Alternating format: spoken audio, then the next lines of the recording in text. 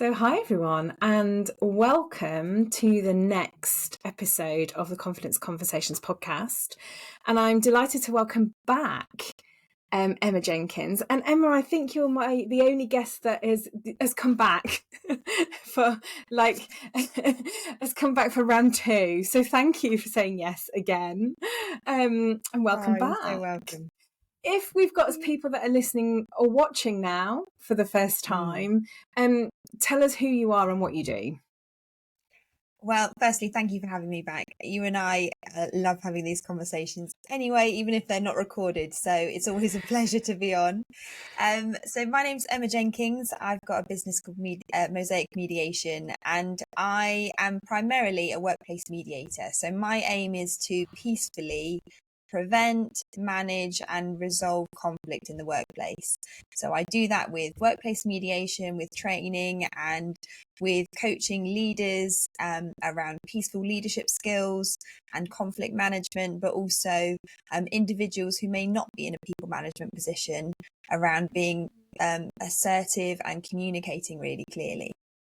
Amazing. And if you haven't listened to Emma's last episode, we had a great conversation, didn't we, about conflict and confidence, and you know how. And I've sent your episode onto lots of my clients where conflict has, and how we reference conflict and how different types of personalities might see conflict in different ways. So if you haven't listened, then go back and you can find them all. They'll be on my website, or also you can find them on Spotify or Apple, wherever you listen.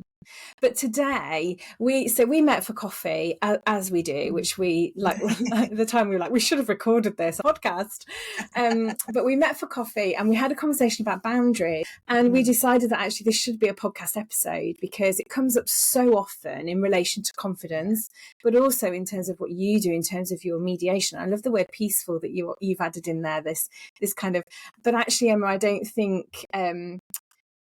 I think you're very calm and very peaceful, but I know that your mediation is very direct and very clear, and you get some great results. So yeah, that's a great word to add in, a peaceful, which goes with kind of, for me, who you are.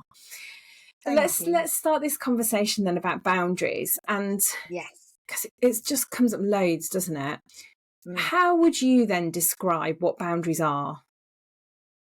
I think primarily it's about protecting things that you care about in your life.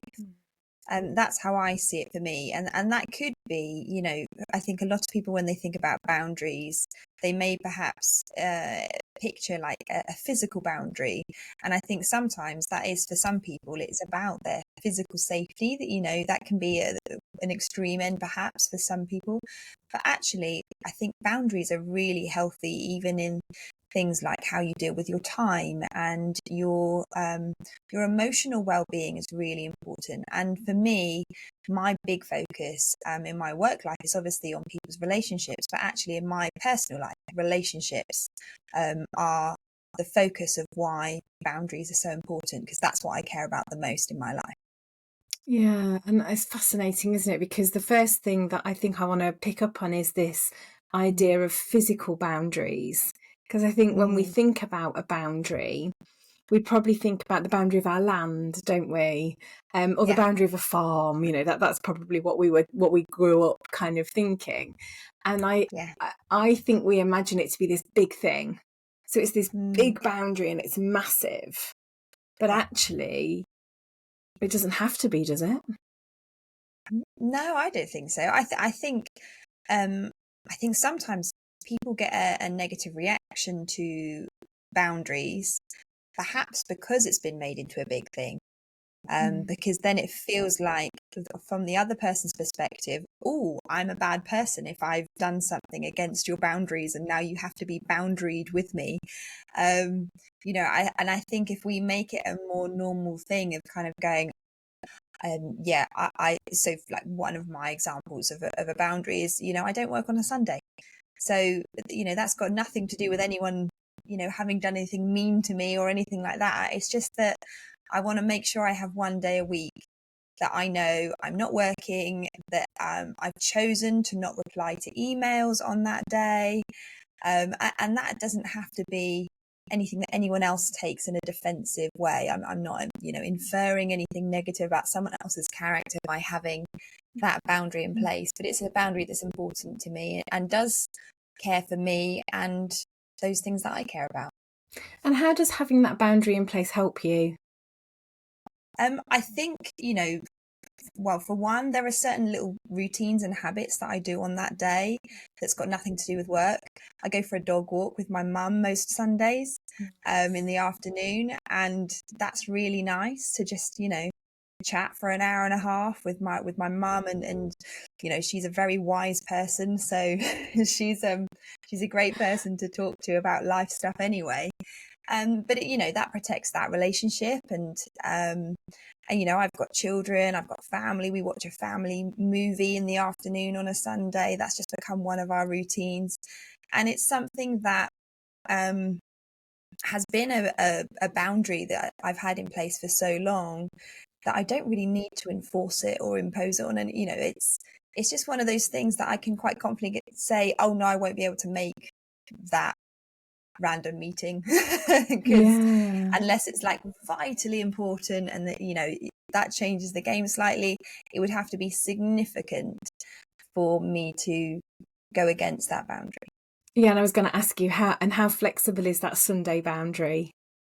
The Sunday boundary is probably one of those that it would have to be significant. I mean, if I had to travel up in the evening for a thing the next day, that's fine.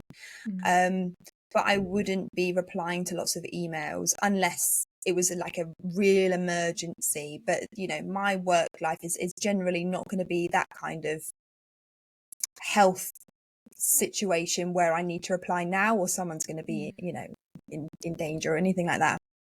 So I don't really need to reply to emails on a Sunday. And I mean, I have a more flexible boundary about evening working. So I tend to keep to not working in the evenings. But if I need to have a coaching call in the evening because that's what my client needs and their schedule's not going to work otherwise, then I'm okay doing that. I probably wouldn't let that happen 5 days a week. But it's one of those things that the evening is more of a flexible boundary than the Sunday. And that's really interesting for me. So, and this is where boundaries are really personal, isn't it? Yes. And I think this is important to say as well, that just because someone's got a boundary doesn't mean your boundary has to be the same. Your boundary can be different. It can be more flexible, whatever. So my boundaries would be that I don't do evenings unless it's a real exceptional circumstance, partly because I know I'm not at my best at that time. So if I'm working with a client, they're not going to get the best of me probably after about 6 o'clock, because I'm starting to think about other things. I'm starting to think about dinner and, and the weekends as well are really important to me. And I wonder if, because I spent so many years in retail, so many years working, I mean, not the hours that retail work now. I mean, when I was in it, I probably had the hours quite easy, but certainly weekends are really important. So I'm definitely, my boundary is completely fixed at a weekend, unless like you maybe have to travel somewhere for work. That feels a little bit different, although it interferes with that boundary quite a lot. But the evening one for me, I'm quite strict with. And I find that particularly as we're working from home a lot as well, that sometimes what happens is I do something in here and then go out there, and that's my evening kind of all over the place. So suddenly that boundary feels really strange. And I think this is the thing about boundaries, isn't it? What works for one person won't work for someone else. Yeah, absolutely. And I think that's the thing with boundaries, is that when you consider that it's just about you, that the boundary is only about me and my priorities in life. So someone else's boundaries have actually got nothing to do with me. It's none of my business what other people's boundaries are, unless there's something that I need to adjust to demonstrate respect for them and demonstrate value for them. But actually primarily my boundaries only are about me. Yeah, oh God, there's so much in that for me, because I this idea about actually it's nothing to do with anybody else what my boundaries are, because No. I also think we have this thing that says, like I've just said to you, I don't work evenings, and I then went on to justify why I don't, Yeah. and say, well, because I'm not at my best, and then so why did I do that? Because actually I just could have said to you, I don't work evenings, like you said, Yeah. it's no one else's business No. why. But it's that thing I heard you say, but now we're working from home, and that I think that comes into it a lot with like how you manage your time, because now suddenly, instead of having this like general understanding of 9 till 5 is when we work, that's kind of gone out the window recently. And it doesn't mean that there's anything wrong with working 9 to 5, and it doesn't mean there's anything wrong with working, until midnight if you fancy it. But it's if someone is someone who works until midnight, them not imposing their expectations of what a good balanced work life looks at like onto someone else who actually goes, no, I need to finish at 6. Yeah, and you talked there, didn't you, about Yeah. respect for their boundaries as well. So Yeah, there's definitely a respect thing in that, isn't there? And you're right. for sure. I think, well, and I don't really want to talk about the COVID times, but I do think that changed a Mhm. lot of the way we work, Yes. didn't it? Because our boundaries Yeah. were suddenly really blurred, particularly if you Yeah. had been in that office 9 to 5, whatever that looked like for you, and Mm, suddenly you're mm, working from home, and maybe you're at the yeah. kitchen table or the dining room Yeah. table. You don't have Yeah. a space that you Yeah. can kind of close the door on and walk away. And I heard lots of things during that time from people that had maybe had been furloughed and then been made redundant and had started a new job, and they'd put some boundaries in place that said, before I sit down at my laptop at the kitchen table, I'm going to go for a walk, put my coat on, go for a walk around the Yes. block, because that feels like I'm walking to Yeah. work, and I'm going to do the same Yeah. thing at the end of the day, just to break that that Yeah. space, I guess, between what was work and then what was home, Mm. which I thought I was think that's so interesting. true. Because it's like that thing of where people say, don't have your computer in your bedroom, things like that, because your mind won't properly switch off. And I think that's the same for not just sleeping, but just when you're going about your day. Before this room kind of became my office, I was at the kitchen, my children were at school during the day, so it didn't matter that I was at the kitchen table. Suddenly they were with me, and that was a big difference. And and I was very, it was so easy to just keep my laptop open and go, oh, I've had a thought, I'm just going to open up my laptop, type, type, type. Whereas now I have to go to a different room, and I don't come into this room unless I'm working, getting something, or playing my piano, which is behind me. Those are the three functions of this room. So it's not just an easy thing to just come in here and just start working. So I have to be proactive about when I start and when I stop. Yeah, that's really interesting, because this room's the same for me. I mean, this is a tiny, tiny, tiny little room, but the curtains get closed at the end of the day, and then on a Friday they stay closed all weekend. So it's almost Right. like enrichment coaching is closed, enrichment coaching is Yeah. open when I'm in here.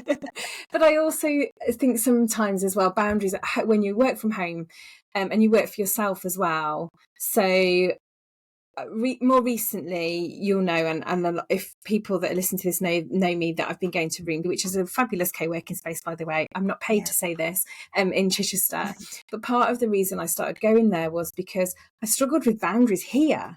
So I'm emptying the dishwasher. I'm Yeah. I'm making lunches for the next day, or I'm washing up. Yeah, sometimes you have to wash up when you've got a dishwasher. I'm emptying the washing, I'm putting the washing away. Oh, I'll just do that bit of Yeah. ironing. And before I know it, the Yeah. day's gone. And I've not, like you said, I've not been boundaried with my time. And then Yeah. I'd love to know what your thoughts are on this, because I then think that links to kind of a bit of an emotional sort of well-being piece, Mm. doesn't it? Of going, well, what am I Mm. doing? I don't really have any kind of purpose almost. Yeah, I think so. And I think when you I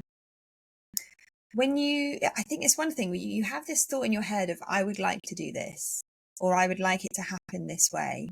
Um, but if you don't take the next step and kind of establish those boundaries, act on those boundaried thoughts, but if they just stay a wishful thinking thought, then actually there's a part of you that's how you're treating yourself. If Yeah. you're not positioning, you know, those thoughts, then you start to kind of believe in a way that you're not worth standing up for your time, or standing up for those relationships, standing up for your well-being. You know, there are times when you have to kind of stand behind yourself. And I think that's what boundaries kind of do, is that they're a moment of going, actually, I don't just wish this. And also it's that another step of kind of thinking, you know, I think sometimes people can feel like life is happening to them, whereas boundaries is a way of going, well, you know, I can't control everything, but these are things that I can have some form of influence over. And by enacting that, this is going to have a positive impact on my life. Yeah, and I think we come back there, don't we, to and I love the Stephen Covey circle of concern and circle of influence. Yes. You know, what control the controllables? What are the things that you can have control of? I wonder what you think stops us from putting boundaries in place. I think sometimes how we see ourselves. So I think if you feel, you know, and I hope that whoever's listening to this takes it in the way that it's intended. That sometimes when people feel like they've been a victim of circumstance or of other people, that can start to kind of be attached to their identity a little bit. And so sometimes it's, you know, any change can be really uncomfortable for some people, because suddenly you think, oh, I have the power to do something about this. And that can be really uncomfortable. Because you kind of want other people to choose for you to sometimes, rather than being the one that is enforcing something. And so I think if you have been in a pattern of feeling like life is happening to you, people are doing things to you, and it's just not fair. If you suddenly have this realization, oh, I can do something about this, then it can start to have, I guess you can start to question yourself about what you didn't do previously. Yeah. And I say this with as much grace as possible, because you know, I experienced talking to my clients about this kind of thing, where they kind of go, oh, if I had just done that in a different way, then I wasn't as out of control as I thought I was.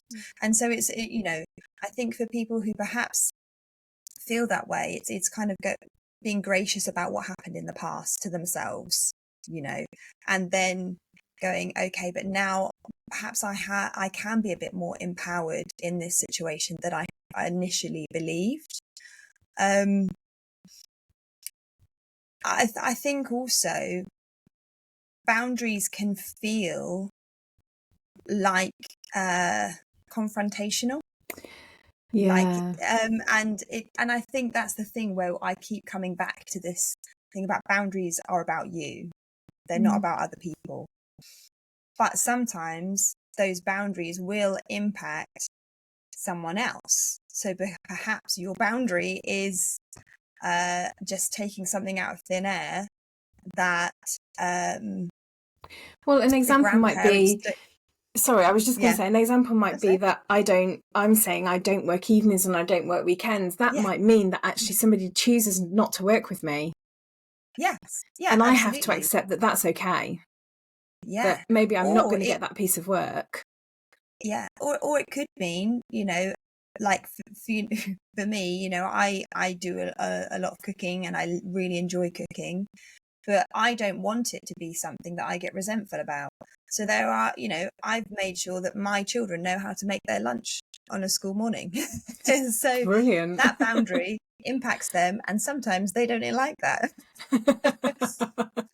Love that. They push against that boundary.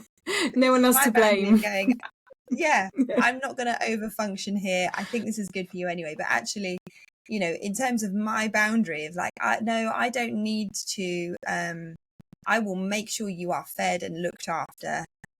But part of that is me not always doing the making of the food. Great. Oh, that's a great boundary, isn't it? I wonder how so you've talked about kind of your working and you talked about time. Yeah. And I wonder how you set up boundaries in your work relationships with others. maybe with your Mm. clients? How does that work for you? I think so.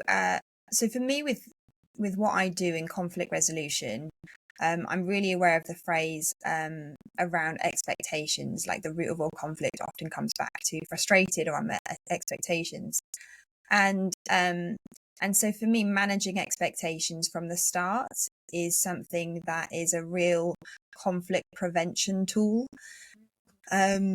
So I have different types of work that I do in mediation. I have to be really explicit about the fact that I don't give legal advice. I come from having had a law degree and working at the employment tribunal. I'm not a solicitor. But even if I was, my role as a mediator is not to give legal advice. And it's also not to take sides. And will be times perhaps when a party to a mediation will want me to say, surely you agree. They'll say things like that, trying to get me on board, trying to get me to take sides. And I just, again, reassert that boundary of, no, you remember, I'm here to be neutral and help you have this conversation. But so in that mediation role, that's something that I have to be very explicit about. I'm neutral. I'm not here to take sides, and I'm not going to tell you what to do either. So you need to I'm helping you be problem solving. In coaching, in a similar vein, really, because, they'll sometimes go, come on, you tell me. Like, Oh my no, God, we yeah. talked about this. Yeah. And that led me down a route of, sorry to interrupt you, that led me down a route of, are boundaries and expectations the same or different? Oh, that's a good question. I think there's a relationship between them. So I think when you are good at communicating your boundaries, then people have better, more realistic and reasonable expectations of you. Yeah, that's great, isn't it? And that makes when you say that like that, right, that makes so much sense, doesn't it? Because when you talked about kind of boundaries and expectations, you are, through laying out your boundaries, people know what to expect. Everybody's clear. That would be how I would see that.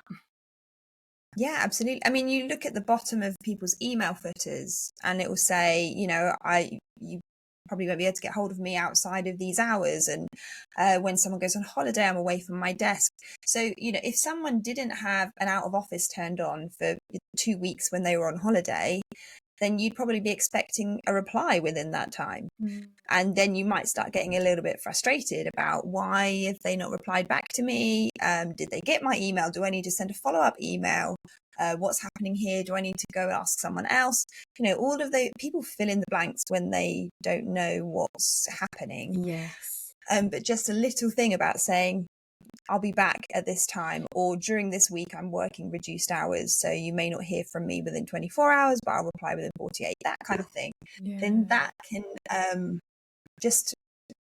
it just, again, it's a conflict prevention tool. It just kind of stops anything before it builds to a negative situation. Well, and for me, that's a great example of a small boundary, isn't it? We were saying earlier, these boundaries don't have to be big. This whole email footer that says, look, my working hours are this, they might not be yours.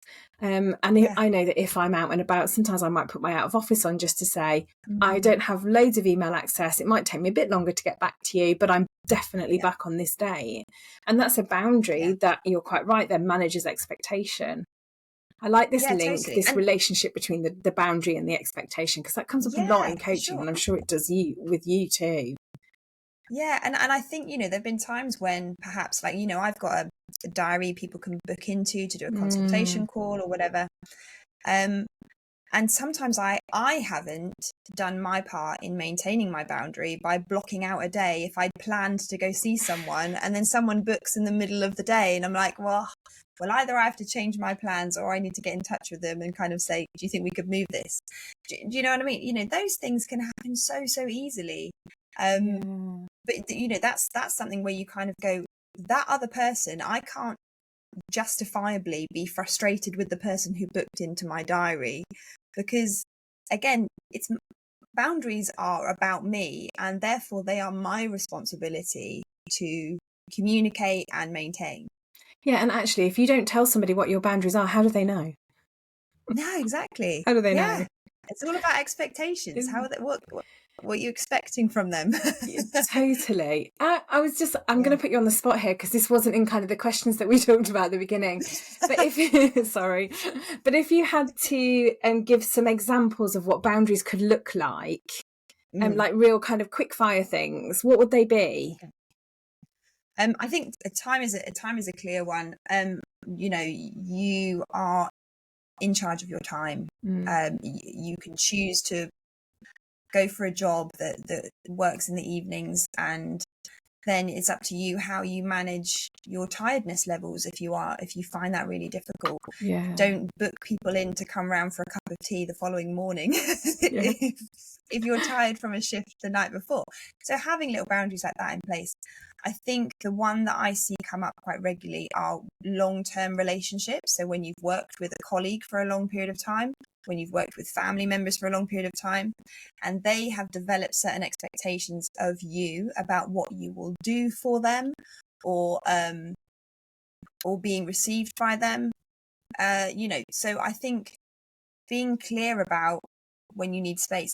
Okay, so one really good example, I used to run a toddler group a few years back.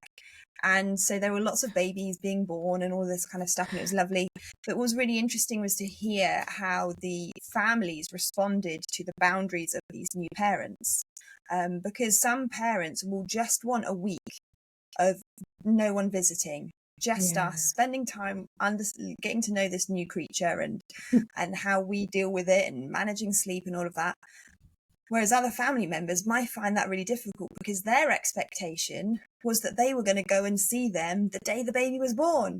And so I think managing those expectations from as soon as possible, so it's not a sudden shock and a surprise, that just helps to limit the reaction rather than a response.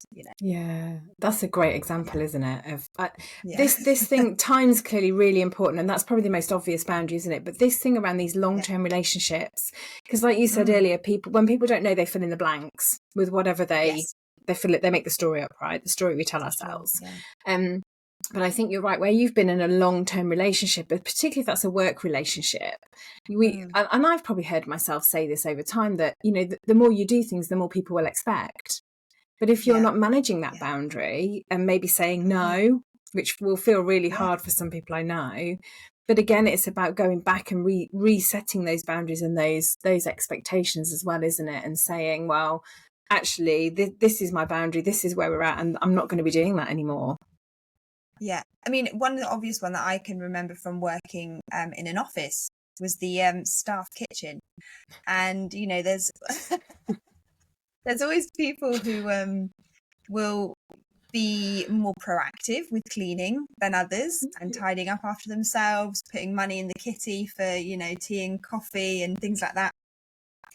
But I think if you don't have these kind of calm, positive conversations about what people's responsibilities are and things like that, you end up with these passive aggressive notes That was on the me. door and on the cupboards. And Oh, I didn't go. I went whole aggressive. I remember, oh, and I'm nice. really Yeah. sorry to anybody that worked with me. But when I was a store manager, I got so fed up of the kitchen always being a mess. I felt like I was the only one that was ever Yeah. cleaning it. Yeah. So I just took everything out of the kitchen, so nobody could. I went full on aggressive there, so nobody could make anything or eat anything. They had nothing to eat anything with or drink anything out of. I was just like, well, until you can all be responsible people. I mean, we learn Yeah. about how we manage people and things like that, don't we? But that's a great example, isn't it? Of Yeah, again totally. And expectations. Yeah, people find that in their personal relationships as well. yeah.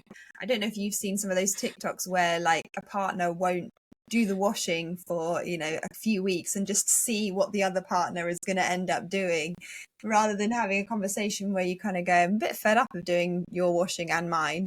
Do We just wait you and think we could see. take it in turns? Yeah, You know brilliant. what I Yeah, mean? Yeah. yeah. So, how do we think then, if we link this back around to confidence, how do we think Yes. boundaries impact our confidence? I think notice what's happening when you aren't in establishing your boundaries and Mm, maintaining them. Because for people who have these thoughts but it's not happening, then that is a lens that you often look through when you with the person who perhaps is not doing the thing you want them to do, but you haven't communicated what you want them to do, or what you know what you don't want to have to do, or whatever. So I think be aware of the impact of not having those boundaries on your relationships, because often what you end up seeing is through other people, if they are not keeping to the boundary you haven't communicated, you start to see yourself through their eyes in a negative light. Yeah. And I think you start to see yourself as being less valuable when people aren't respecting your wishes. But as soon as you start implementing those boundaries and communicating them effectively, and sometimes, what we also have to be aware of is that there are various ways of communicating these boundaries, and decent human beings will not want you to feel undervalued and will not want you to feel offended and hurt and those kinds of things. So if someone hasn't quite got your boundary yet, it may be that you just need to communicate it in a different way.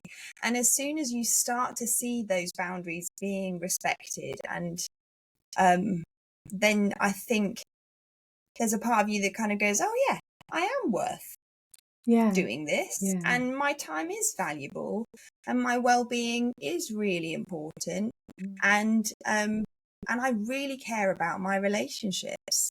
I know of different people in leadership who perhaps there's this thing throughout time of people in leadership, and perhaps rumors about being a male leader being with a female employee and things like that. And they really wanted to protect their marriage from any potential inference of anything underhanded happening. And so instead of just kind of going, oh, well, we'll deal with it when it comes, they were proactive.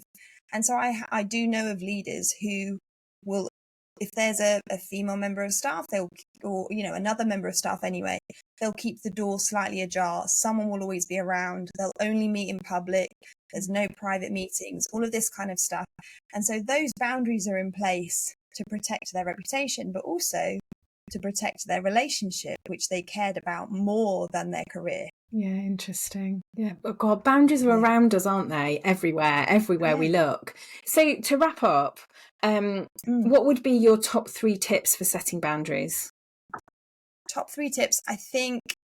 What do you notice yourself getting frustrated or resentful about? Yeah, great. And it's likely those things that you may want to address and put something in place, so that instead of feeling reactive to what's happening, you feel empowered to limit what's happening around you, and feel more positive about the situation.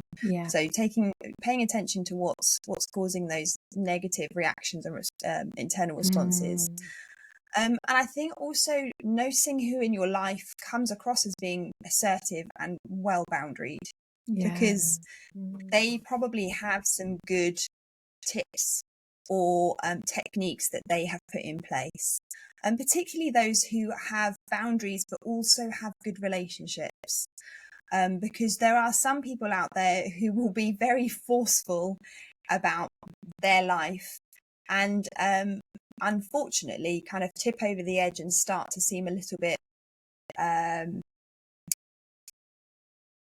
focused on themselves more than other people. And I think if you want to still come across as being caring about other people's needs, but you are also valuing your own needs, then look for people around who have good relationships but are also able to be quite assertive about their boundaries, and see what they do, what's working for them, because it may be something that you can take or adapt or use for yourself and just try out. And I think also really consider how you are communicating your boundaries. I mean, one thing we talked about at the very beginning was making it a big thing or keeping it quite small. if you, if you need to sit everyone down and do a bit of an intervention about your boundaries, then you're likely going to get a bigger response than if you just kind of said, oh, no, I don't work those hours, but we can schedule it another time. Or, oh yeah, sorry, no, I can't pay for you again this time. But if you take this one, I'll do the next one. How about that? If you keep it light, then you're likely to get a lighter response. So think about how you're communicating those boundaries in a way that it doesn't feel there's an inference of wrongdoing on the other person's side. Unless you really want to communicate that as well. But just be aware of how you're communicating it so that other people don't unnecessarily feel like they have to be defensive about boundaries, and that it is actually just about you protecting what you care about. Yeah, and I might add to that as well, in the whole thing around clear is kind, be kind to yourself here as well, because they're, like you've quite rightly said, they're your boundaries. So and unlike I did at the beginning, don't feel like you have to justify them. So I will quite often say my coaching days are Tuesday, Wednesday, Thursday, and maybe a Friday morning. I try not to break that if I can. So I've still then got time to do admin and to record podcasts and to do some of the other stuff that supports my business as well. And when you break those boundaries or you start to justify them, then you're questioning your own the kindness to yourself as well, I suppose. Yeah, and people start to wonder, oh, why are you giving me a reason? Do you think I didn't mind, or that I do mind? Yeah, well, actually, it's often about us, isn't it? And what we're trying to say. Well, this is it, to justify it. I guess that's the thing. Yeah. Oh, Emma, thank you. Fascinating. And I say this all the time. We could talk forever. But if people want to find out more, we'll obviously put everything in the show notes. But give us a quick download of where people can find you. So I'm on LinkedIn, so people are welcome to follow me on LinkedIn. I post a lot. So feel free to look me there. And the thing to look out for is that my surname has a G in it. So there are quite a few Emma Jenkins and not very many Emma Jenkings, kings and queens type spelling. And then also my website, www.mosaicmediation.co.uk. And through that, you can book in with me to do a consultation about mediation, but you can also find out about some of my e-learning materials and things like that as well. And I do also do mentoring for mediators with 2 other wonderful mediators with Bloom Mediator Mentoring. So you can find us on LinkedIn for that as well. Amazing. Thanks, Emma. It's been a pleasure as always. Thank you. And I look forward to our next coffee catch up, which might then end up in another podcast episode. And you might end up becoming like a regular guest, like a residency. Yeah. I should record every time we have coffee, record the snippets of the conversation. But yeah, thank you, Emma. And thanks everyone for listening, watching, however you're seeing us. And we'll see you next time on the Confidence Conversations podcast.